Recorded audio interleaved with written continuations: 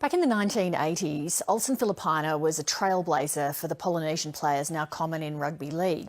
He debuted with the Balmain Tigers and went on to play more than 100 first-grade games, all while working as a garbage collector.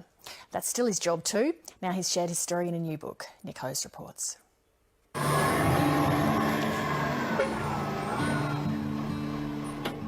They called me the Galloping Garber because back in the 1980s when I first started, you had to run it behind the trucks and grab the bins from the curbside, and people around Ryde used to come out and say hi to me, and I used to empty their bins and wait with all the kids and everything else, so that's why they called me the Galloping Garbo.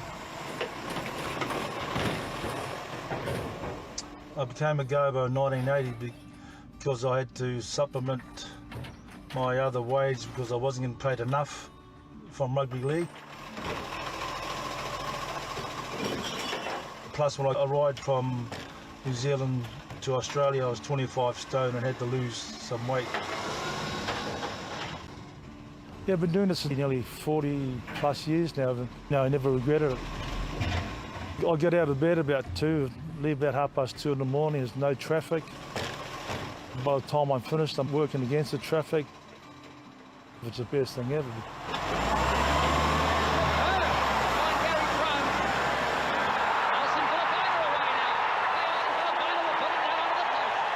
I forgot what year it was. The reporters asking me because they didn't know what Polynesians were, and I said to one of the reporters, I said, in a couple of years you'll know exactly what, and everyone will know what a Polynesian is, and now they do. Olsen Filipaina. Filipaina still going.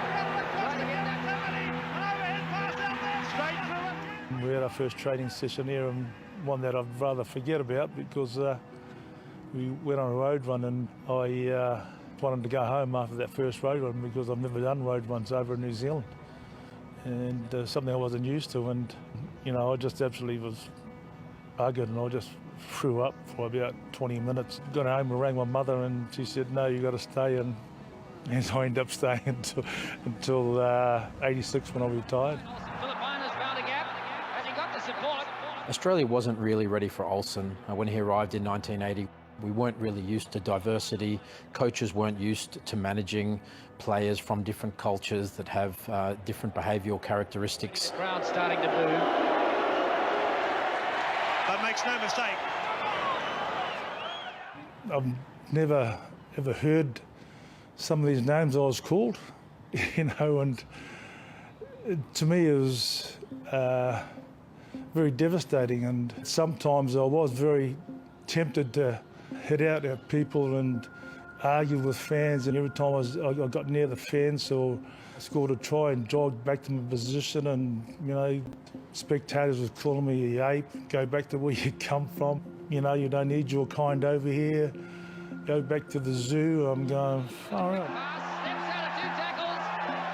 The promise I made to mother was that I'd never get involved in hitting anyone while I was playing rugby league.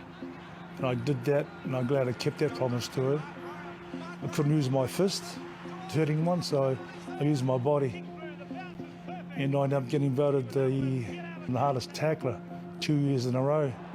And that's why the two-step became so famous for me, because I just wanted to get the kick out of the way and didn't want to have to listen to all the abuse.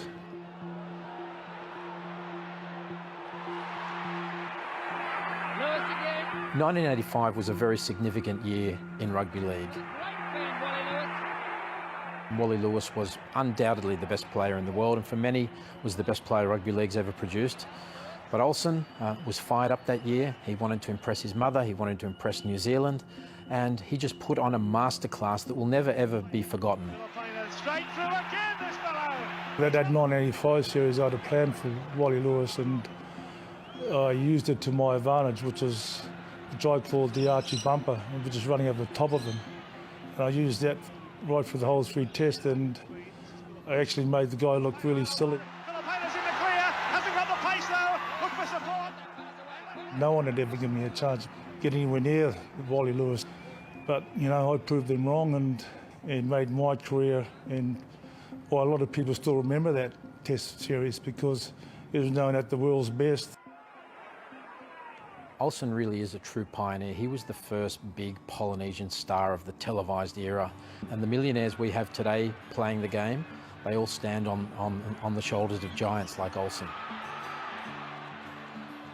I get it all the time, you know, it's time to retire, but it's like everything else, you know when you want to retire, when the body's had enough and everything else, and when the time's ready, I'll do it. At this stage, I'll, keep getting up and just do my job, which I love very much.